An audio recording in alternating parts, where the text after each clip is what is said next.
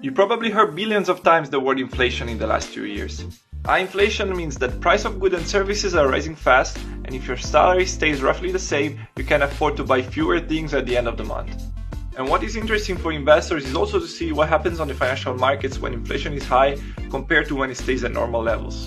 And this is how inflation looked from the 1950s up to today in the United States and other advanced economies.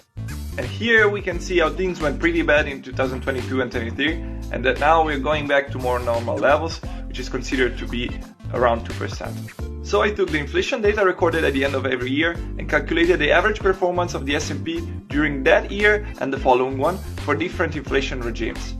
And here we can see how the market suffers when inflation spikes above 5%, as investors tend to move away from equity towards assets that can better protect their portfolio against inflation. So remember this next time you see the price of avocados getting very high.